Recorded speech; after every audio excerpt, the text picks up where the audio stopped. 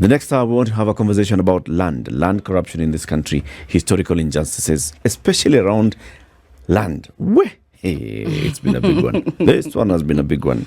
Yeah. Faith Alubbe is the CEO of the Kenya Land Alliance. She's also a human rights lawyer. She's our guest. Good morning, Faith. Good morning. How are you doing? I'm great. Mm-hmm. Yeah. Karibu sana. Asante. Karibu sana. Asante. Sitimuga was here. I'm sure you've met him when you were coming in. He's just stepped out into a meeting, but he says, tukusalimie sana, tukuambie usikie uko nyumbani, usikie uko huru. Hapa ni kwako. Ndu? Yes. So why don't you give her the day's proverb? Where did he leave it with you? The proverbs for this week are from the country of Burundi. And the capital of Burundi is, Faith? Bujumbura. Close. Okay, that's the one I know. Apparently, the administrative capital of Burundi is not Bujumbura. It is Gitega. Kitega. Yeah. I'm informed now. Yes. The proverb has something to do with setting the trap. Rat leaving, you putting trap today. That's the proverb. I'm informed now. You set the trap after the rat had passed. You set the trap and the rat had already passed. You set the trap and the rat had passed. What's your interpretation of that proverb? You set the trap and the rat had passed. I think you're late in your actions. And so therefore? The trap is not useful. Unless there's another rat that will pass. Yeah. You wait for the next rat. Yes. The one you know of has passed. Has passed. Okay. What do you think the lesson here would be? A stitch in time saves 9. Yeah. That would be the lesson. Good one. Yeah. Good one. Tell us about the Kenya Land Alliance. Kenya Land Alliance is a movement of local-based organizations that advance land justice. For Kenya Land Alliance, we look at land from Article 260 of our Constitution, where land is what is beneath the surface, on the surface, and what is above. So when you're talking about extractives, we're talking about lakes, rivers, the forests. When you're talking about the surface rights where we step on, when someone is talking about environmental justice and climate justice, you're actually touching matters land. So Kenya Land Alliance, we have 60 members across 25 counties. What do you mean when you say land justice? Land justice just means that if you divide the two words so that it's easy to define it, land, I've already defined what is beneath, what is on the surface, and what's above, and is the primary factor of production. And then justice has to do with the administration of rights.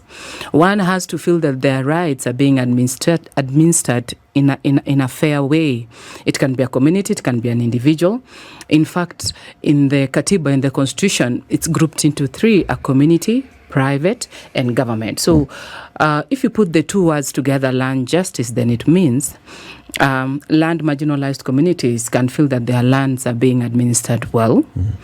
An individual can enjoy their right to property, and a government can actually administer their rights as well because they're a person, they're a legal entity. Okay. Yeah. So who makes up, you talked about members in the alliance from around the country, around counties. Who makes up the alliance? So to be a member at the Kenya Land Alliance, there are 4 categories of members. There are individuals that cannot, if you cannot bind your institution, then you join as an individual, like from the academia or government. And then there are community-based organizations. And then we have NGOs, and then we have INGOs. Yeah. Okay. So what do you do? So we have 4 objectives. The first one is to amplify community voices, to make sure that the marginalized in communities can be heard, like women, like the elderly, like communities that have suffered historical land injustices. The second one is to ensure that community rights are protected.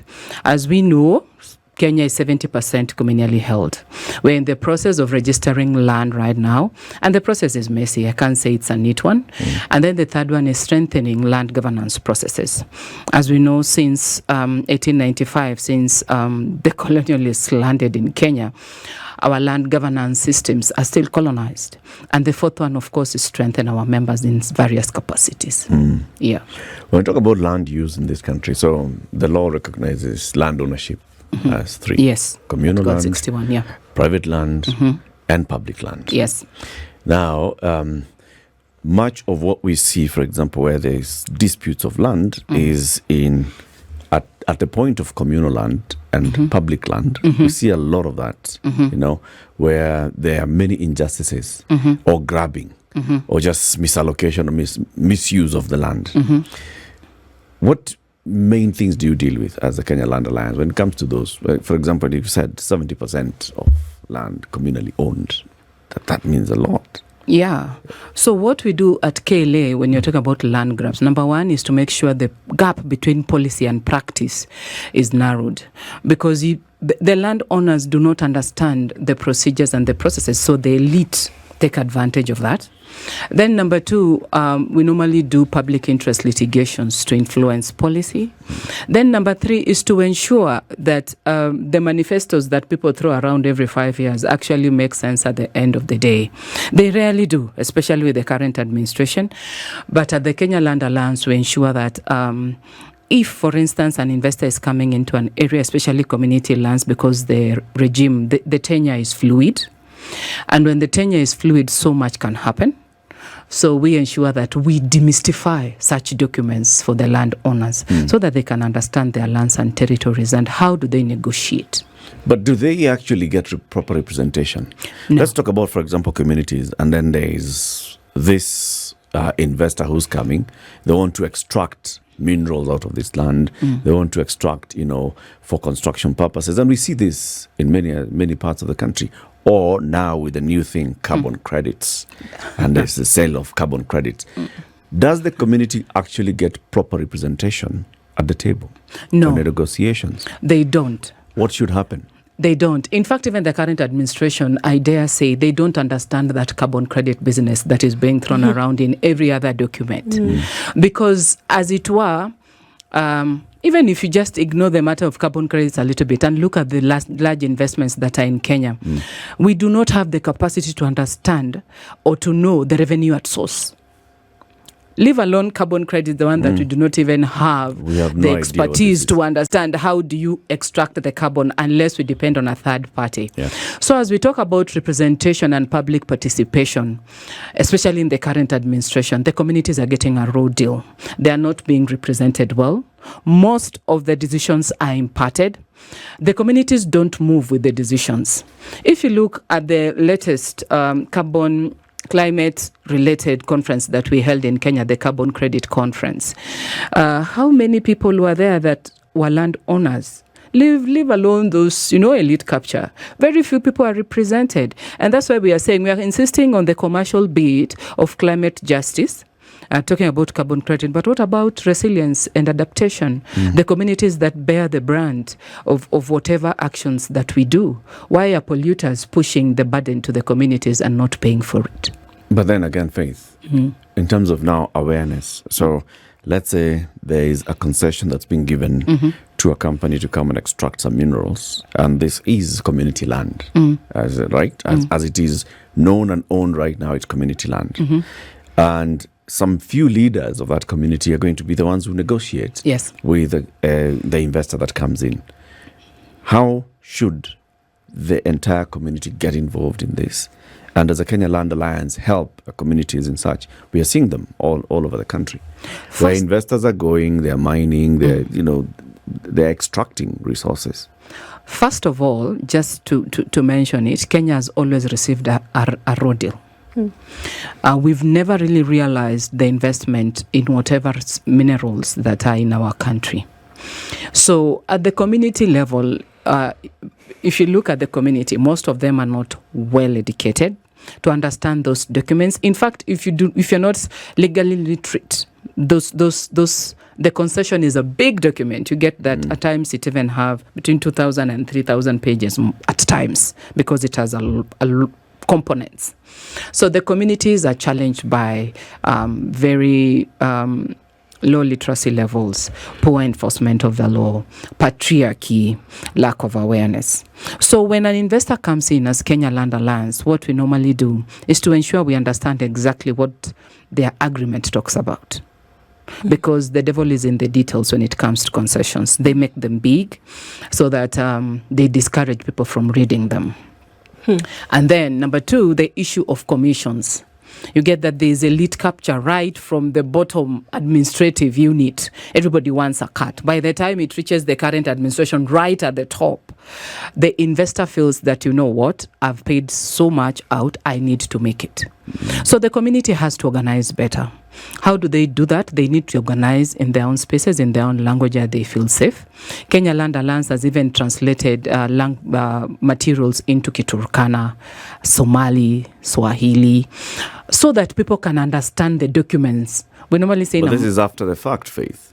It is after the fact, because we are privileged to get... Are you involved? So, for example, you're aware that there is a certain investor who is seeking to go and put up a facility in a certain community, and that community is going to then have to cede off some of this land.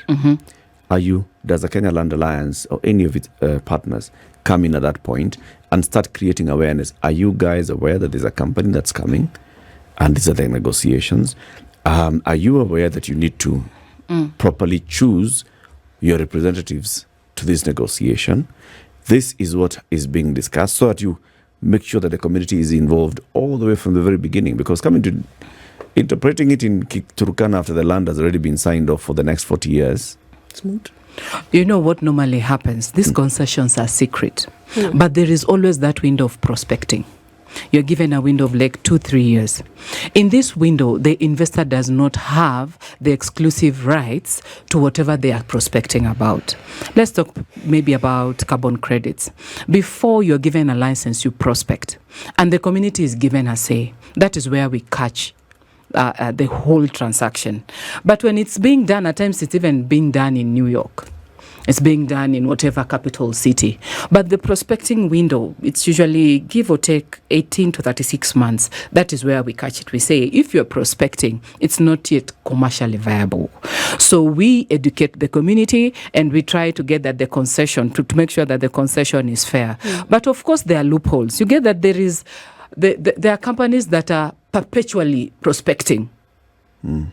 When you're perpetually prospecting, then being held accountable becomes tricky, because you're perpetually prospecting. You are yet to be given a license, and you are yet to get the authority to do business.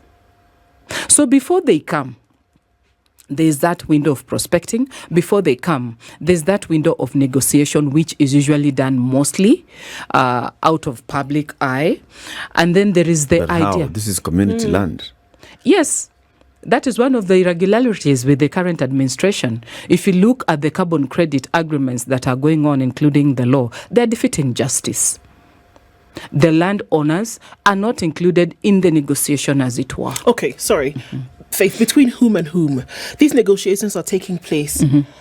And from what you're saying, the person who is either selling or leasing their land for whatever purpose is not involved in the conversation. How? So when you're talking about multinationals and large-scale business, the relationship has to be tripartite. There has to be the proponent or the investor. There has to be the government, because the government holds the interest on behalf of her people, and then the community is the owners of the land. So when they lease out land for business, they are leasing out interests. They are not relinquishing their ownership. They're not selling. Yeah. So what normally happens, if the community does not understand the interest that is being leased out and what that person or that investor stands to gain, they always receive the short end of the stick. Because remember, land has the pecuniary nature and the non-pecuniary nature. We tend to look at the pecuniary nature, where we are saying it is worth this money. But what about the non-pecuniary, where we are saying it is your sense of identity, that's where you belong, that's where your history is, So when you're talking about land, there's always that tendency of communities not being informed about the whole thing, what they are losing, because you lose the sense of use for 100 years or so. When it comes to reclaiming, we are never sure that you reclaim. And then the issue of leaseholds. There are companies in Kenya that are operating with leaseholds that they were granted in 1927 during the Land Alienation Act of 1927. And if you look at the land tax that they are paying, it's a joke, like 90 bob a year. Are we saying that our constitution is not working? What we are saying is because that our constitution, just before you come in, our constitution, one of the things that was very critical, or one of the conversations that were loud during the entire constitution making process, was the matter of land.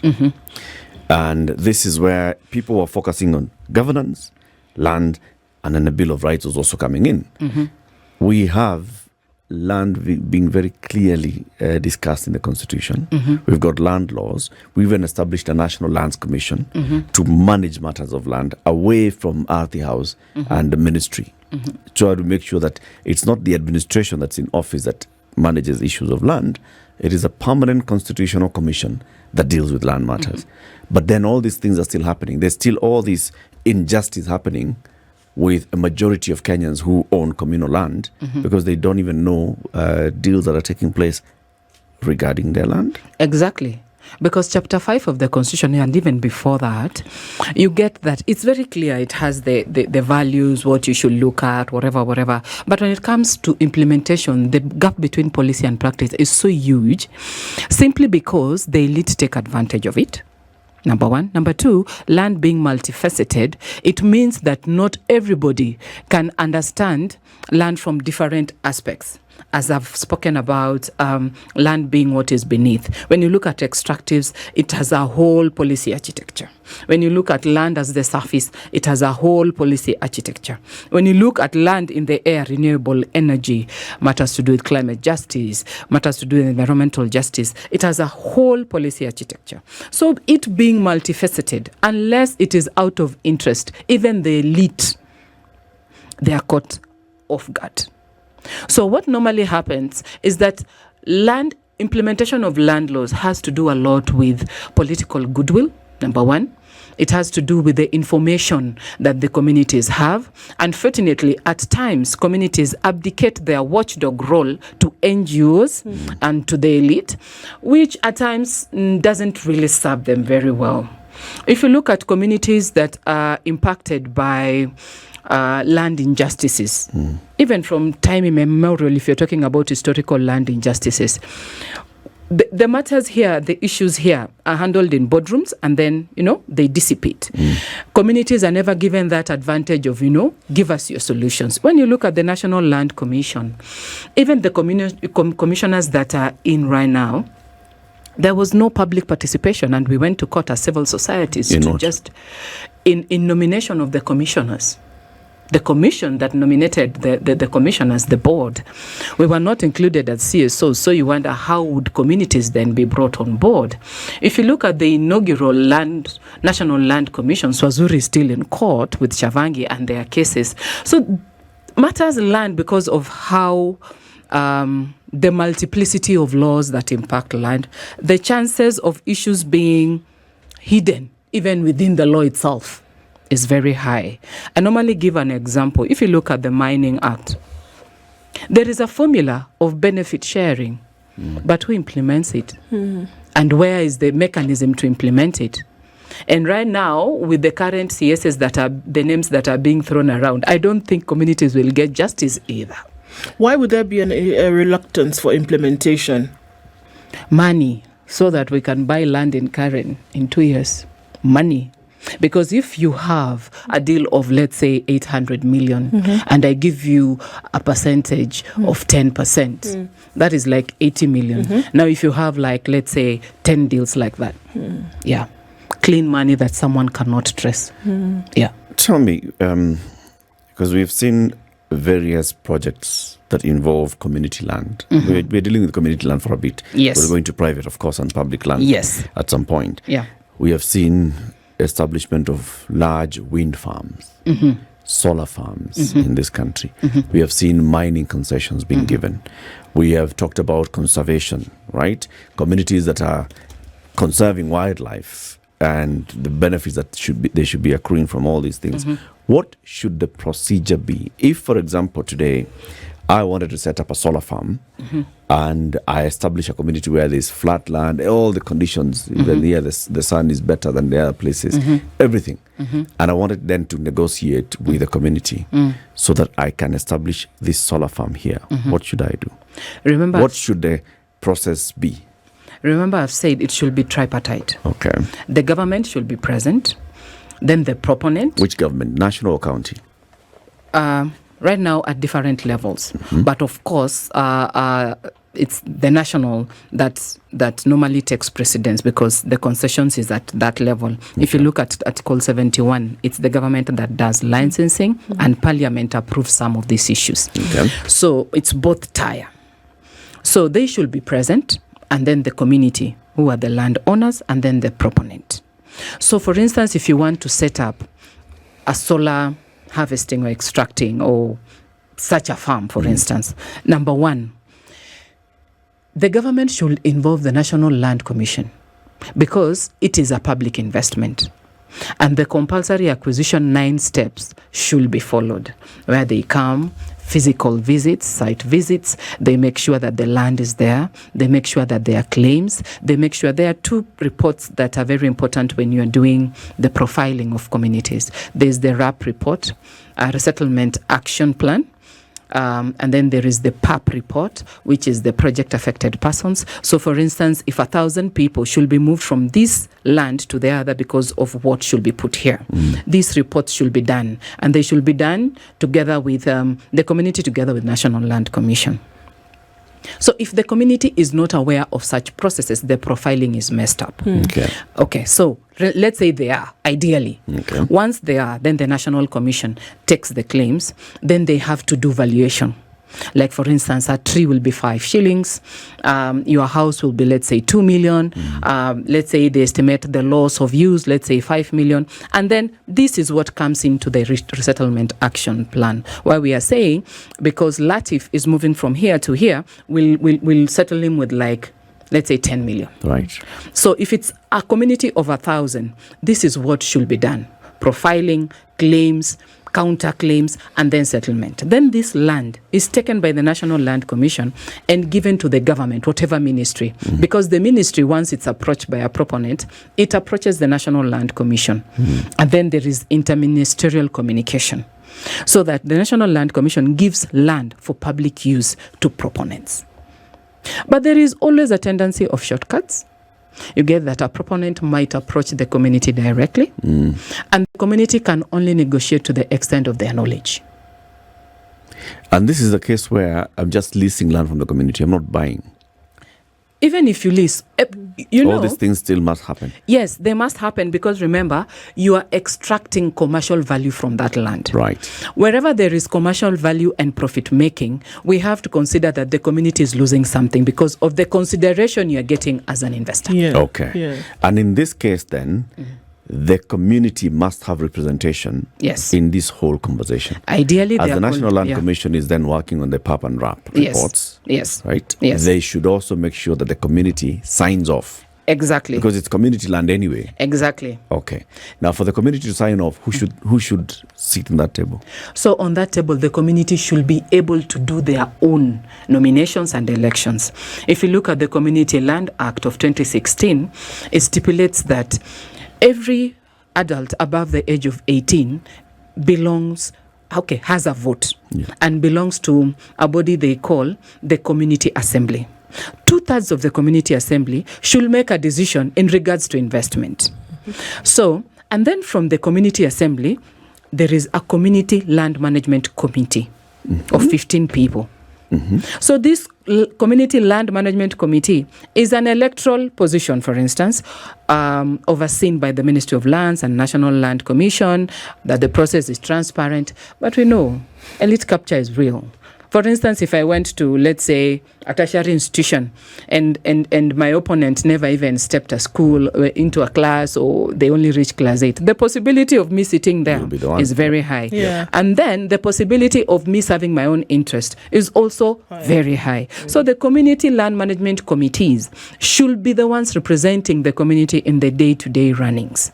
But as we can see right now, since there is a governance loop in terms of knowledge, there are conflicts that are arising now. Out of the 24 counties that have community lands, according to the National Land Commission, I'd say only around 6 or 7 counties have communities that have registered their lands. The rest have fluid tenure. And with fluid tenure, so much goes on. Like what you've mentioned, the conservation. Yeah. We have proponents that are in 13, 15 counties, and the concessions are not public. As long as you're hiding the concession, I'd say you're hiding something. What? Faith, we've talked about community land. Let's talk about private land now. Private land, again, it can be owned on freehold or leasehold title, right? What's the difference between those two? So with freehold, you own the land forever. With leasehold, there are terms and conditions. You're given a period to own the land, and it has terms and conditions. In Swahili, we call it kukodesha. And it's done at the basic level where neighbors can, lease each other's farm, I plant maize. And it can also be done at a large scale. Like, for instance, the investors that came to Kenya in 1921 to lease our lands. And if you want to know it's such a serious issue when it comes to investors, our constitution talks about 1,000-year leases being collapsed to 100-year leases. But no one speaks about the mechanism of how to do that and how to ensure that rights are not infringed. If you look at the leaseholds at large-scale level, the person who holds the lease has preemptive rights. They have advantage when it comes to renewal. Okay. And the law demands that you have to start the process 3 years before your lease expires. And that's where the complication is. If you're not aware, then you're caught off guard. And the land cartels in the lands ministry takes over your land. So we have like a 3-year window. Yes. If let's say, most of the lands are 99-year leases, right? So you're right there, just about 96 years. You don't know. Yeah, because you don't know. You've just been inheriting this land. Yeah. And the title continues drawing down on the lease. Yes. Even after you transfer. When you buy, you don't begin one. You're just continuing with the lease, right? Yeah. So those 3 years, if you're not careful, Yeah. that's where now the games can happen. Yes. That's when That's why we are seeing these things in Nairobi. Yeah, families evicted, and you start wondering, why is this family that has stayed here for 70 years being evicted? Because the lease agreement, there is a loophole someone identified. And we can even further it and talk about wakfu land. The Muslims, I think, understand this better, where someone can give you land as a gift or give the community land as a gift, and they call it wakfu. Why is that important? Because in areas like California, Nairobi, Gikomba, you're always seeing evictions and whatever. Most of that land is wakfu land. And in the coast, most of it is wakfu land. There are people who are living on wakfu land, and that land has been leased from the people who were in custody back then. So it brings a problem because someone noticed, okay, Latif was put as the custodian and he maybe passed on in 1940. So there is a loophole. How can we use this to make sure that we benefit from it? Right. That's why in the coast you get someone owns the land and then leases out the land for someone to construct a house, and then they construct another one on top. So the owner of the land does not own the house. Yes. Okay. You mentioned cartels in the Ministry of Land. Oh, yes. That means there are cartels in the Ministry of Land. Oh, yes. Okay. They run land in this country. But the NLC, the National Land Commission, at its inception, when we looked at the certain things that were supposed to happen, and then also when we had the digitization process of all records at the ministry, it was to essentially cut out some of these cartels and to make sure that the management of land, I see you smiling, the management of land in this country then would be streamlined, and that the cartels would be a thing of the past. Are you to say that this did not happen? Are we digitalizing land records of the status quo? You can. Yes, we are digitalizing the status quo. We are not digitalizing land records. What do you mean? Oh. What I mean, my grandmother in Kitale does not even understand what digitalization is. And anyway, that is web-based. How far is that reach when you talk about internet? Even in Nairobi itself, there are times you cannot log on. So when someone tells you that, we are going to take your records and put them in a certain portal. And you don't need a middleman anymore. If you want to find out the status of your land, all you need to do is log on and then you'll see what's happening. On paper, that is what is written. But you see, when I take your land records and put it on this portal, it depends on 2 things or even 3. Number 1, that the system will work. You remember LSK protesting against that system because there was a fault. Number 2, is there a social legitimacy of that system? If there is no social legitimacy, that means I can always just bypass it and go transact. And then number 3, the reach of such a certain service such as that. That's why I'm telling you, only the elite can run and digitalize this and say it serves me, because you see, I can access it. For me, it's convenient, and then I can actually go ahead and abuse the system to defranchise you.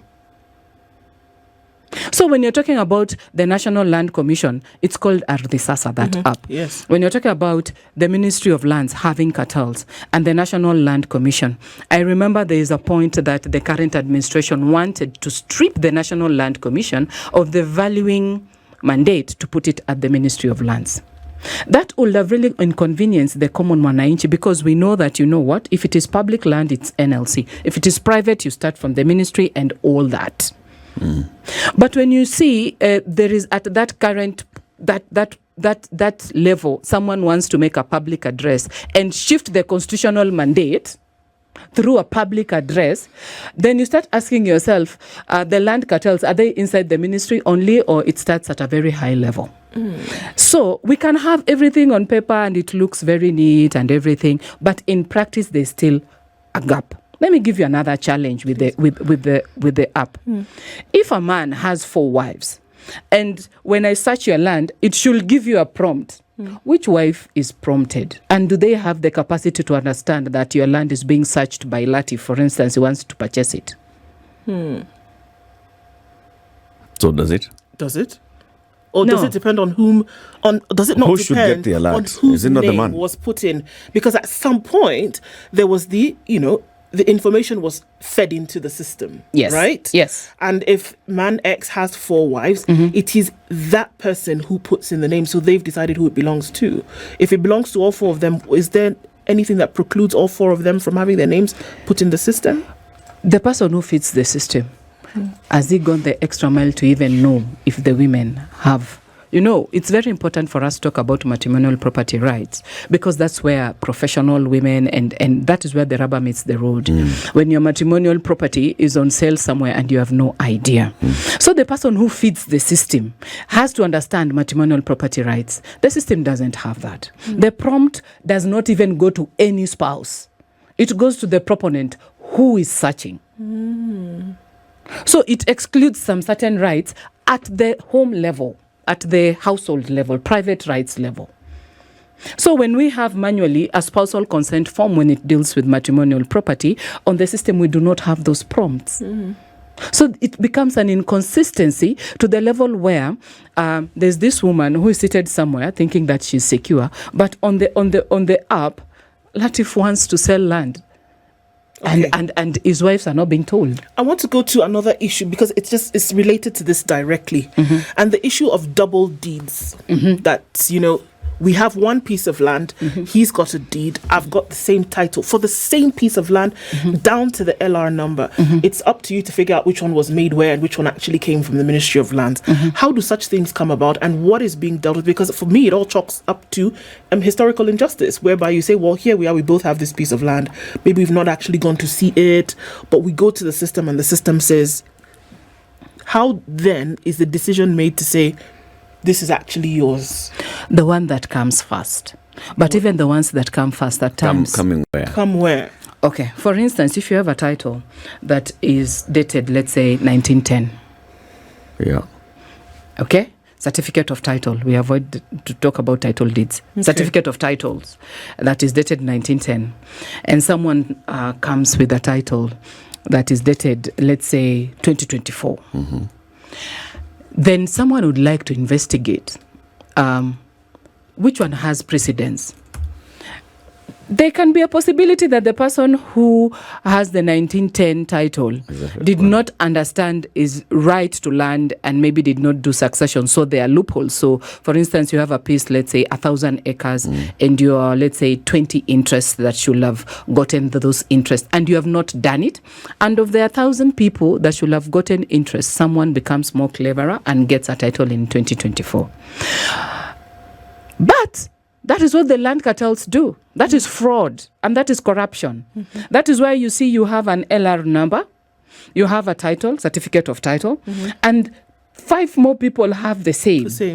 So when it comes to investigation, they normally attempt to do that, the ones that has precedence. But we also have to understand that there are private lands that have been adjudicated, that is the subdivision and everything, but they've never received titles. So if you get someone who's cleverer than you, they can actually go ahead and get it before you. But were they part of that area? They can be. Or they could best be some random person from anywhere. Yes. Because they have whatever you talked about, the knowledge to do, or the knowledge and understanding that these titles have actually never been given out. Yes. They can actually go and have that process. Yes. They can. And this would come from the Ministry of Lands. In fact, there are even instances where you do a search. You search in the morning, the documents read Faith Alubbe. You search in the afternoon, they read Latif. Yes, they're there. It sounds to me that this is a strong case for digitalization of land records and digitalization of processes. That is true. Right. It is a strong case if it has social legitimacy. Okay. Now, how does it get social legitimacy? You have, first of all, we have to know that maybe in Nairobi we can have internet, but just think about your grandmother in the village, or the villagers, or community land owners. Yes. For us to be able to even digitalize it, we have to have some sort of land justice that has occurred, so that we say, this is our community land, we've registered it, and we acknowledge that it is our community land. So these are the records that you're digitalizing. Right. So once we give the correct records, then, it's usually garbage in, garbage out, right? Yeah. So the person who is feeding the system feeds the correct language or feeds the correct information. Records. Now imagine if you're suffering from historical land injustices, what is being fed in that system? Okay. We are digitalizing status quo, not digitalizing land records. Is this not one of the mandates that the National Land Commission has or had? They to do. make sure that we are addressing all these matters, to make sure that then we are cleaning our records and we are ensuring that going forward after 2010, we shall have proper land justice.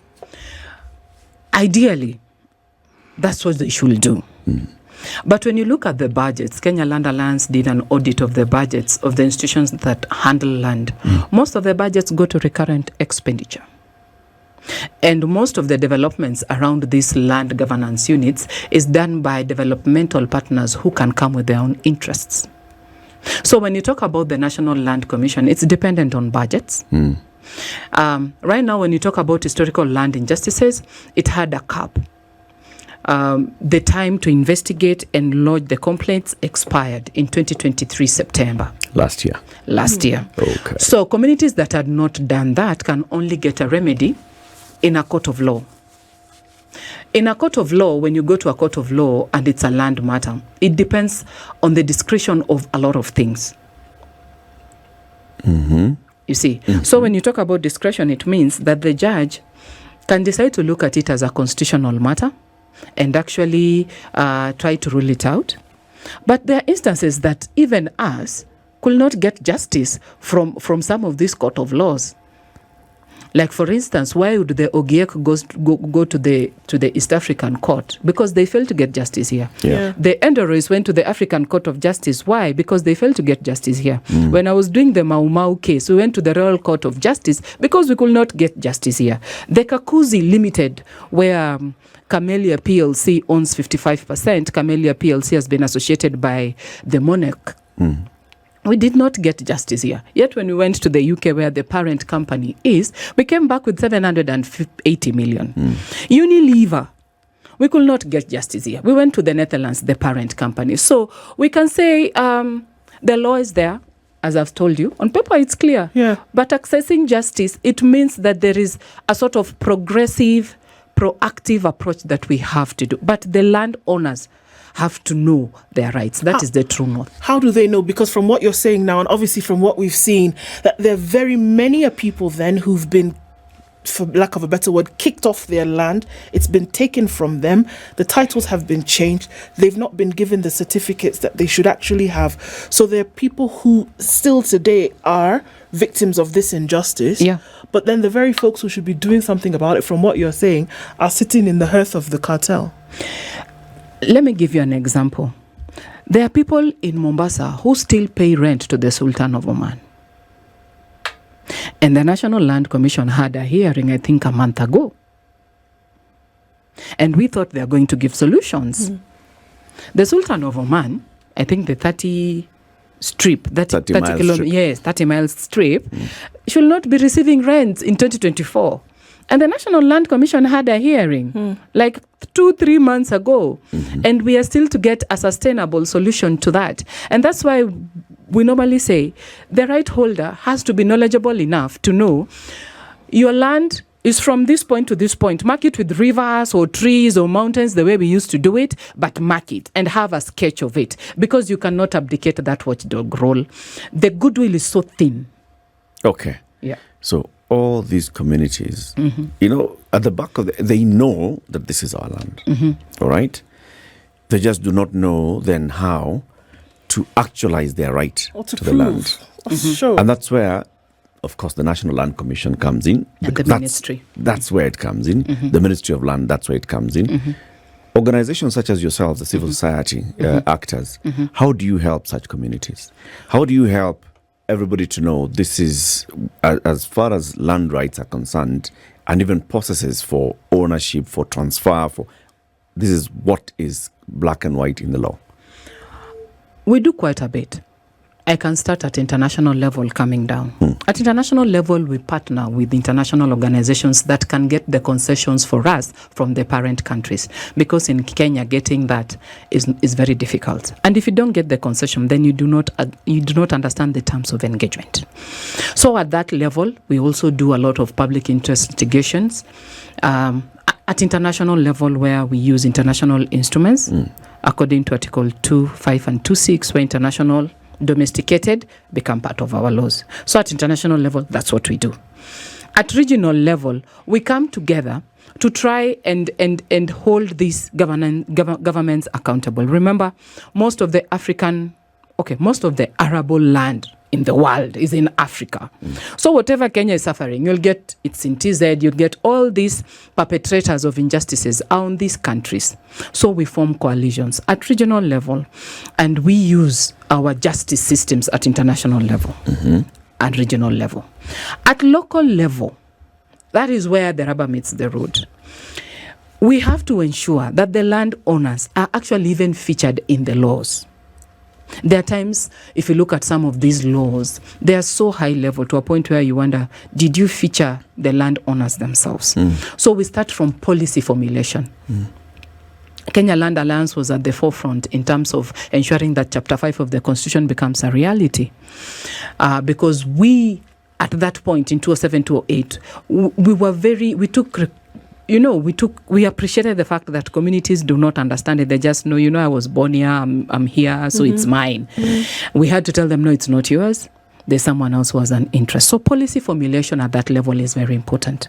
Number two, the issue of using the law as an advocacy tool, it's very important to the extent that it can help in terms of public participation, public information, Article 35 and all that. Then number three is to ensure that we follow processes through. Touch and go does not help. Because when you touch and go, like what we are doing in the coast right now, when you touch and go, communities lose.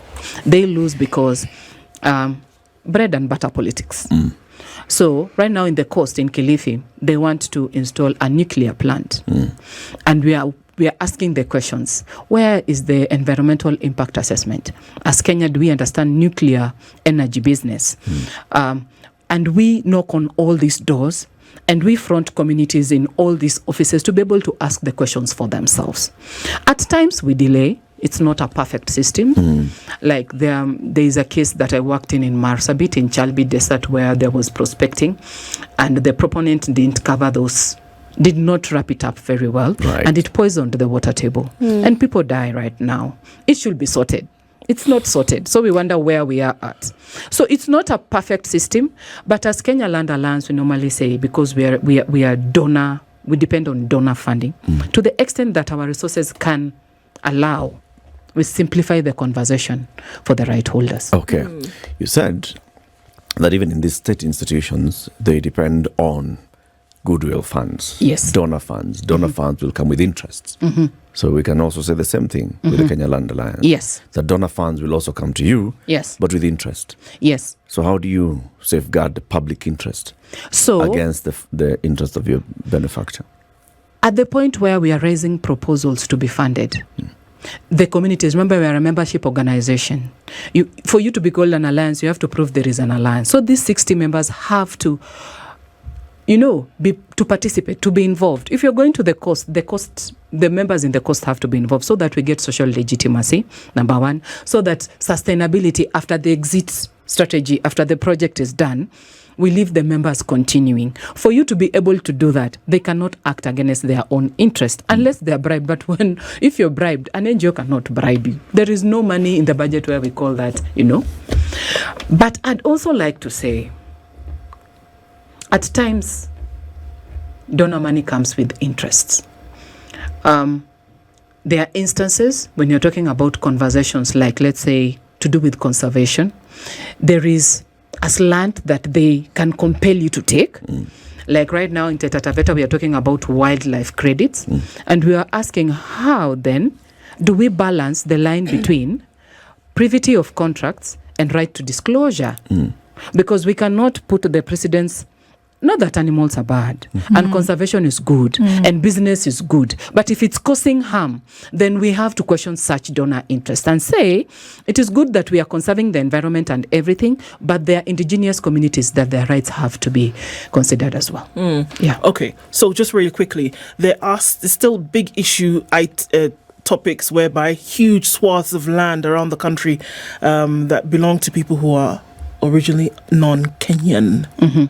And it's a big issue of contention. Where does the law lie according to that? According to the Constitution, non-Kenyans cannot own land. Okay. That is the Katiba. So when a non-Kenyan cannot own land, what they do, they use proxies. They use proxies. If I think a month or two ago, the CS lands requested for such titles to be remitted. I don't know how that is going, but non-Kenyans cannot own land.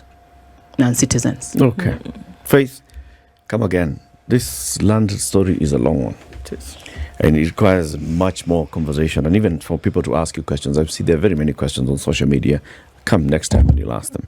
Faith Alubbe is the CEO of the Kenya Land Alliance. She is a human rights lawyer. She's been here. We've been talking about land corruption, land justice, and historical injustice. This is the Situation Room, the only way to start your day.